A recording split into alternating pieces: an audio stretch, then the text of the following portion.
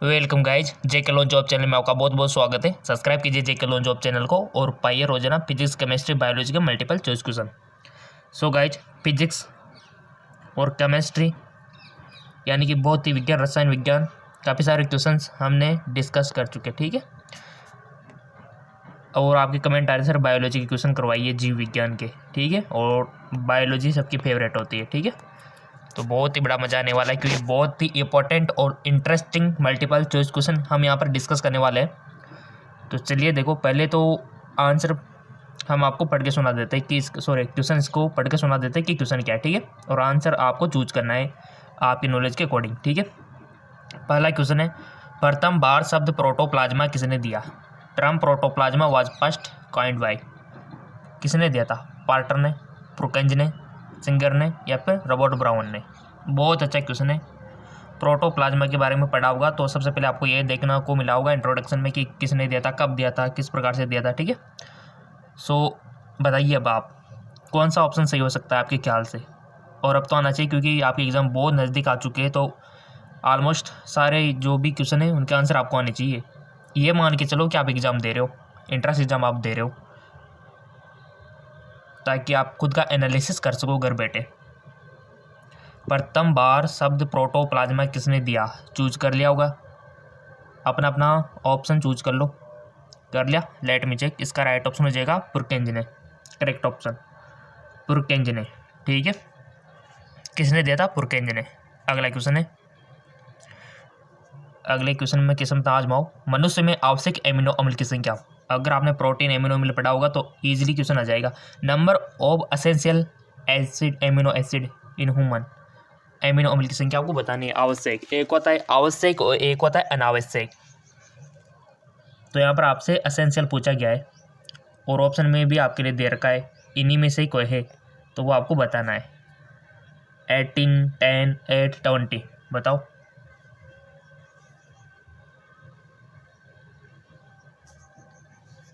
So guys, इसका right option हो जाएगा आपका ऑप्शन बी, यानी कि 10 होते हैं आवश्यक। अगला क्वेश्चन, सिलेजिला मांस में बिन है क्योंकि उसमें होता है। आपका जो सिलेजिला होता है मॉस से बिन है क्योंकि उसमें होता है। क्या होता है? Selaginella different from mosses in having archegonia, पूर्ण विकसित संवहनी तंत्र, तैरने वाले एंजोजॉइड, सबतंत्र, गेमेटोफाइट। किस प्रकार बिने गाइज? 11th में पढ़ा होगा ना आपने, 11th एनसीईआरटी बायोलॉजी। बहुत सारों तो मजे मजे में निकाल दी 11th, बट अब याद आ रहा होगा क्योंकि एंट्रेंस एग्जाम में क्वेश्चन 11th और 12th से बनते हैं। 12th के ज़्यादा आते हैं, ऐसी बात नहीं है, ठीक है। 11th के कुछ आते हैं, 15% मान सकते हो टोटल का, बाकी सब 12th के बनते हैं। बट कभी कभार 11th से भी काफ़ी सारे क्वेश्चन बन जाते हैं, ठीक है ना। तो आपकी प्रिपरेशन दोनों क्यों नहीं चाहिए? देखो, आपके फ्यूचर का मामला, कैरियर का मामला है। सो चूज कर लिया होगा आपने, जो भी आपने पढ़ा होगा 11th 12th में उसके अकॉर्डिंग चूज कर ही लिया होगा। और सब एग्जाम दे के आए अभी तो बोर्ड का, तो सबको आना चाहिए क्वेश्चन तो। सो इसका राइट ऑप्शन हो जाएगा आपका कि किस प्रकार से बिन है, तो इसका करेक्ट ऑप्शन है कि पूर्ण विकसित श्वसन तंत्र होता है, ठीक है। वेल डेवलप वस्कुलर सिस्टम होता है, इस प्रकार से डिफरेंट है। अगला क्वेश्चन, निम्न में से कौन कीटनाशक है? Which of the following is a pesticide. Pesticide आपको बताना है। टोपोडी, BSC या फिर बोथ द अबव या फिर नॉन ऑफ दिस, इनमें से कोई नहीं। कीटनाशक आपको बताना है। जो खेती वगैरह करते हैं उनको तो पता होगा क्योंकि वो स्प्रे करते हैं दवाइयों का फसलों में, तो उनको तो पता होगा। पैकेट पे लिखा रहता है साल्ट। कर लो चूज। सो इसका राइट ऑप्शन हो जाएगा आपका उपयुक्त दोनों, ठीक है। ये दोनों यानी कि 2,4-D भी है और BSC भी है। ये क्या है? कीटनाशक है। चलते, साइनोफेज एक विषाणु है जो आक्रमण करता है। Cyanophage is a virus that attack नील हरित शैवाल पर जीवाणु पर, सभी पौधों पर, कोई नहीं। Blue green algae, bacteria, all plant, none of above. साइनोपोइज एक विषाणु जो आक्रमण करता है। चूज कर लो अपना ऑप्शन। देखो कोई भी ऑप्शन चूज करो ताकि आपके अंदर की गलत फैमिली बाहर निकल के आए और आप एक बेटर इंसान बनते चलो, ठीक है। क्योंकि गलतियां करोगे तो तभी आप सीखोगे ना। तभी तो हम आपसे बोलते हैं कि गलती से बट ऑप्शन चूज करो।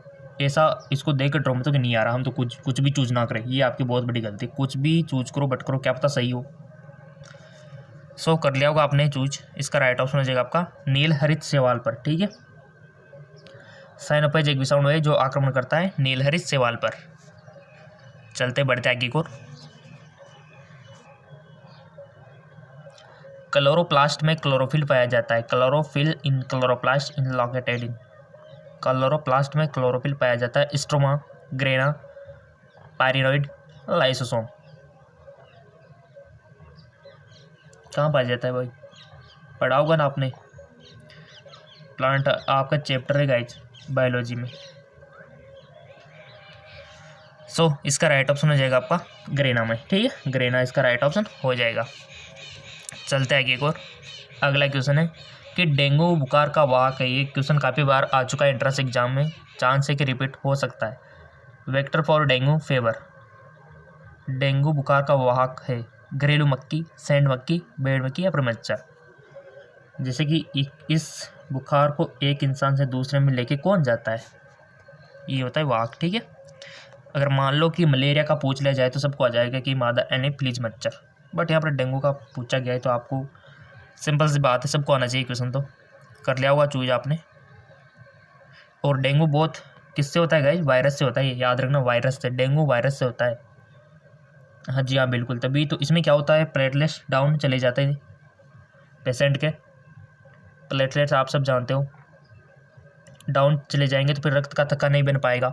रक्त का थक्का नहीं बनेगा तो ब्लड का लॉस होगा, जैसे नेजल से कहीं से भी लॉस होने लगता है। और अंदर ही अंदर जो आपने देखा होगा कैपिलरी से बाहर आने लगता है अंदर, शरीर के अंदर से, ठीक है। तो बहुत ही खतरनाक डिजीज़ है डेंगू, तो बच के रहना गाइस। इसका वाहक है, चूज कर लिया होगा, मच्छर है गाइस। कौन सा मच्छर है? एडिज मच्छर, ठीक है, याद रखना। कौन सा? एडिज। और येलो फीवर भी इससे होता है, ठीक है, येलो फीवर। और दूसरा नाम क्या है गाइस डेंगू बुखार का? ब्रेक बोन, ठीक है, हड्डी तोड़। चलते आगे और नॉलेज रखा करो ऐसे बीमारियों के बारे में, ताकि क्योंकि आपको आगे जाके मेडिकल फील्ड में जाना है ना। ल्यूकोप्लास्ट के अलावा स्टार्च के दाने विकसित होते हैं। ल्यूकोप्लास्ट के अलावा स्टार्च के दाने विकसित होते हैं राइबोसोम में, लाइसोसोम में, क्रोमोप्लास्ट में, क्लोरोप्लास्ट में। क्रोमोप्लास्ट और क्लोरोप्लास्ट दोनों अलग अलग है, ठीक है, क्रोमो और क्लोरो। ल्यूकोप्लास्ट के अलावा स्टार्च के दाने विकसित होते हैं। किस में होते हैं गाइज? बहुत प्यारे स्टूडेंट हो आप, ऐसे बता सकते हो इसका आंसर अगर पढ़ा होगा तो। अगर नहीं आता है तो कोई दिक्कत नहीं, जाके देख लेना चैप्टर खोल के कि हाँ अपन में यहाँ कमी है, इस चैप्टर को थोड़ा सा कवर करना है, तब भी आप बेस्ट हो। अगर आपको नहीं आता है उसके बावजूद आप सीखने की कोशिश नहीं करते हो, तब जाके आप गलत हो। बट आप बहुत इंटेलिजेंट स्टूडेंट हो, अगर आपको ये क्वेश्चन नहीं आता है तो आप ज़रूर अपना चैप्टर ओपन करके देखोगे उसको। ल्यूकोप्लास्ट के अलावा स्टार्च के दाने विकसित होते हैं, तो राइट ऑप्शन हो जाएगा आपका क्लोरोप्लास्ट में, ठीक है। अगला क्वेश्चन, जीवित जीवाश्म है। जीवित जीवाश्म है यूरोमेटिक्स, लेटिमार्चिया, आर्क्योइटिस, उपयोग सभी। जीवित जीवाश्म, लिविंग फॉसिल। सो गाइस जीवित जीवाश्म तो आपका है लेटिमारिया, ठीक है, ऑप्शन 2। थोड़ा सा जूम कर लेते guys.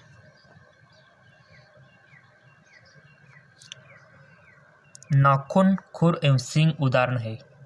Nail, hoofs and horn are example of connective tissue यानी कि संयोजक तक के, कार्टिलेज यानी कि कार्टिलेज के, या फिर बोन के, या फिर केराटिन व्युत्पन्न के। नाखून, खुर और सींग किसके उदाहरण है?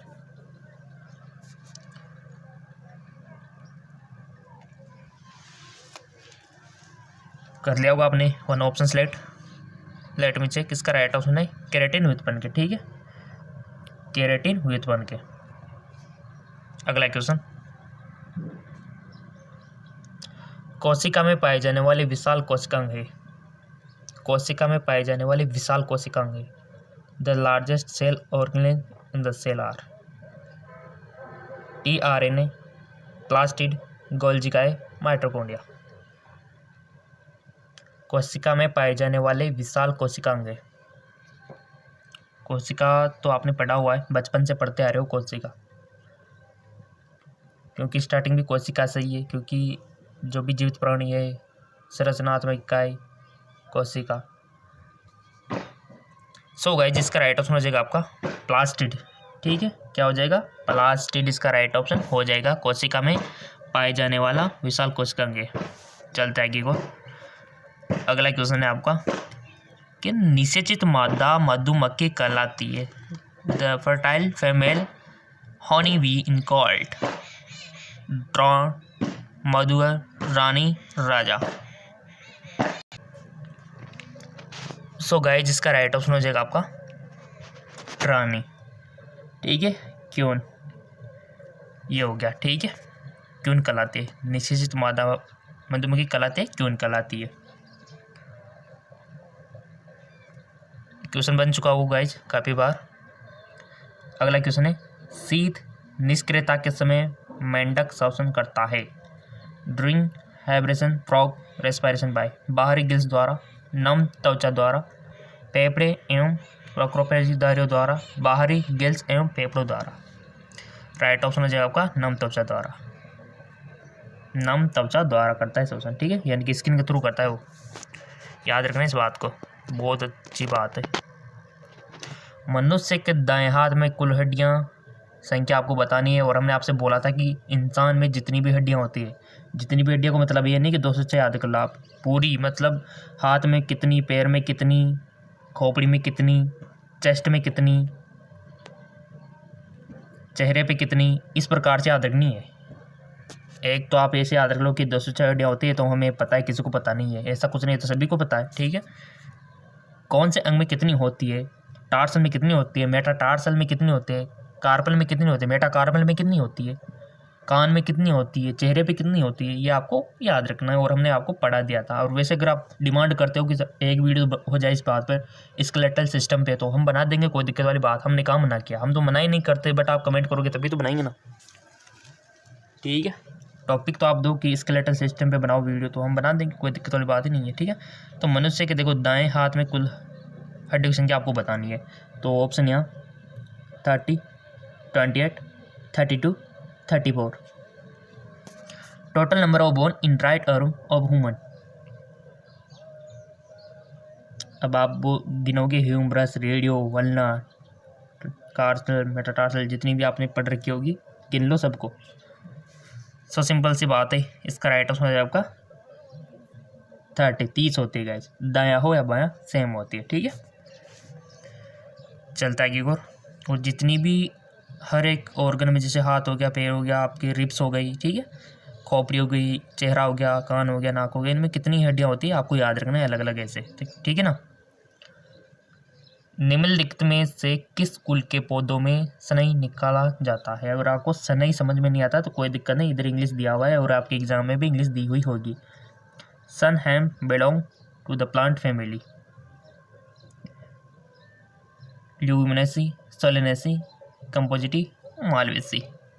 राइट ऑप्शन है गाइज, चूज करो पहले आप। कर लिया तो इसका राइट ऑप्शन हो जाएगा ल्यूमिनोसी, ल्यूमिनोसी, ठीक है। अगला क्वेश्चन, रक्त समूह जिसमें एग्लूटिनोजिन नहीं पाया जाता, agglutinogen not found in blood group, A positive, B positive, A B positive, O positive. जिसमें एग्लूटिनोजन नहीं पाया जाता, नहीं होता है, ठीक है, एग्लूटिनोजन नॉट फाउंड इन ब्लड, कौन सा ब्लड ग्रुप है गाइज वो है। सो गाइज वो है आपका ओ पॉजिटिव, याद रखना, ओ पॉजिटिव, जिसमें एग्लूटिनोजन नहीं पाया जाता। अगला क्वेश्चन देखो, बहुत ही अच्छे क्वेश्चन है गाइस, फेवरेट है बायोलॉजी, ठीक है। अनामिका शब्द का प्रयोग किया जाता है। The term innominate is use for एक हड्डी एक सिरा के लिए, एक सिरा एवं एक तंत्रिका के लिए, एक हड्डी एवं एक तंत्रिका के लिए, एक हड्डी एवं एक धमनी के लिए अनामिका शब्द का प्रयोग किया जाता है। चूज कर लिया होगा आपने। इसका राइट ऑप्शन है एक हड्डी एवं एक धमनी के लिए।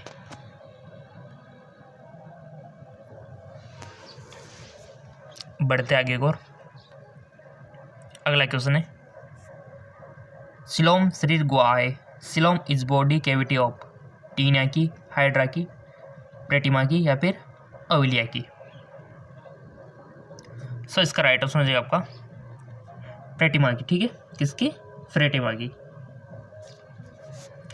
चलते आगे और क्विनेन किसकी छाल से प्राप्त होता है? Quinine is obtain from the Bangkok. किससे प्राप्त होता है quinine? Datura, stramonium, atropa, belladonna, cinchona, papaver, somniferum. इसका यूज तो सबको पता है क्विनेन का, ठीक है। किसकी छाल से प्राप्त होता है? वन ऑप्शन आपको सिलेक्ट करना है, यहाँ चार ऑप्शन आपके सामने दिए हुए हैं। कर लिया होगा आपने। Let me check. इसका राइट ऑप्शन सिनकोना, ठीक है। सिनकोना से, जो सिनकोना की छाल से प्राप्त होता है क्विनेन। Anti malarial. अगला क्वेश्चन, निम्न में से कौन सा सर्वोत्तम सिल्क है? Which of the best silk? Eri silk, mulberry silk, tussar silk, इनमें से कोई नहीं। अच्छी क्वालिटी वाला बताना है आपको बेस्ट सिल्क। सो गाइज वो है आपका मलबरी सिल्क, ठीक है। अगला क्वेश्चन, कौन सा पौधा अच्छा प्रकाश संश्लेषण है? Which plant is a better photosynthesis? वो बहुत अच्छा क्वेश्चन है। तो गाइज कौन सा पौधा अच्छा प्रकाश संश्लेषक है? मक्का, कपास, गेहूं, गन्ना। अब बताओ आप। अब इसमें से बहुत सारे तो मक्का चूज करेंगे, काफ़ी सारे कपास करेंगे, काफ़ी सारे गेहूं, काफ़ी सारे गन्ना, बट राइट ऑप्शन वही करेंगे जिन्होंने पढ़ रखा होगा इसके बारे में। अच्छा प्रकाश संश्लेषण कर लिया होगा आपने चेक। गन्ना, सुगरकेन। सुगरकेन बहुत अच्छा है, ठीक है। और ये होता है अच्छा प्रकाश संश्लेषक। तो अब याद भी रख सकते हो आप। देखो इसकी गन्ने की पत्तियाँ कितनी लंबी होती है, आपने देखी होगी, बहुत सारी लंबी होती है ऐसे ऐसे, और काफ़ी सारी होती है। तो अच्छा प्रकाश संश्लेषण, क्योंकि अगर क्षेत्रफल भी ज़्यादा है तो अच्छा ही प्राप्त होगा, ठीक है। तो इस प्रकार से भी याद रख सकते हो। और एक बात और याद रखना प्रकाश संश्लेषण के बारे में, फोटोसिंथेसिस के बारे में, कि ये जो प्रकाश संश्लेषण की क्रिया है ना, ये कृत्रिम प्रकाश में भी हो सकती है। जी हाँ, बिल्कुल। आर्टिफिशियल लाइट में भी हो सकती है, जैसे कि आपके विद्युत बल्ब होते हैं, इनमें भी हो सकती है। ये बात याद रखना, ठीक है ना। जरूरी नहीं कि सूर्य का ही हो, किसी का भी प्रकाश चलेगा। ये भी आप याद रख लेना, अपने नोटबुक में लिख लेना। चलते आगे और गाइज अगर आपसे ये क्वेश्चन पूछ लिया जाए कि कौन सा रंग बेटर होता है प्रकाश संश्लेषण, कौन से कलर का लाइट, कमेंट करके बता सकते हो अगर आपको पता है तो। चलते आगे और अगर नहीं आता है तो हम आपको बताएंगे नेक्स्ट वीडियो में। अगला क्वेश्चन, व्यावसायिक कपास होता है the cotton of commercial. Thalamus की रो में बाहरी वर्दी, बीज आवरण की रो में बाहरी वर्दी, उपयुक्त दोनों या फिर उपयुक्त में से कोई नहीं। व्यावसायिक कपास होता है। सो गाइस इसका राइट ऑप्शन हो जाएगा बीज आवरण की रो में बाहरी वर्दी, ठीक है। बीज आवरण की रो में बाहरी वर्दी इसका राइट ऑप्शन हो जाएगा।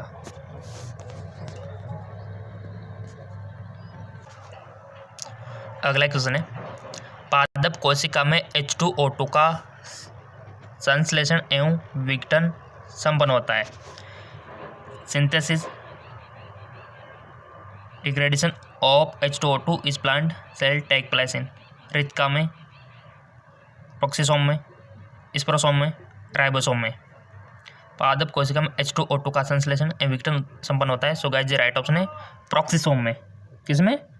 प्रोक्सिसोम में। अगला क्वेश्चन, जल प्रदूषक का प्रमुख स्रोत है। Which of the main source of water pollution? धुआं, डिटर्जेंट, अमोनिया, औद्योगिक प्रवाह। राइट ऑप्शन औद्योगिक प्रवाह। काफ़ी सारे उद्योग नदियों के किनारे बसे हुए जो अपना जो भी वेस्ट निकलता है नदियों में मिला देते हैं, ठीक है। और ज़्यादातर उद्योग आपको पता है कि नदियों के किनारे ही बसे हुए होते हैं, ठीक है। और इनसे जो वेस्ट निकलता है इनको नदियों में डाला जाता है, इसी कारण जल प्रदूषण बढ़ा हुआ है। और जैसा कि मैंने आपसे बोल रखा है कि ये भी क्वेश्चन कम लगे तो जीके MCQ MK चैनल है, वहाँ पर भी आपको फिजिक्स केमिस्ट्री बायोलॉजी क्वेश्चन मिलेंगे, लिंक नीचे दिया हुआ है डिस्क्रिप्शन में। अगला क्वेश्चन, और अभी तक आपने फेसबुक इंस्टाग्राम पे फॉलो नहीं किया है तो फॉलो कर लेना, उसका लिंक नीचे डिस्क्रिप्शन में दिया हुआ है। ब्राउन शुगर शब्द का उपयोग होता है, the term brown sugar is use for cocaine के लिए, हर्शीज के लिए, डायस्टाइलफॉर्मिन हाइड्रोक्लेसिस के लिए या फिर मैरिजुआना के लिए ब्राउन शुगर शब्द का प्रयोग होता है। बहुत अच्छा क्वेश्चन है, इंपॉर्टेंट है, बताइए। और कितने आपके सही गए ये आप कमेंट करके बता सकते हो। सो इसका राइट ऑप्शन है डायस्टाइलमॉर्फिन हाइड्रोक्लोराइड के लिए, ठीक है। इसका ऑप्शन है ऑप्शन 3 और लिंक नीचे दिया हुआ है डिस्क्रिप्शन में।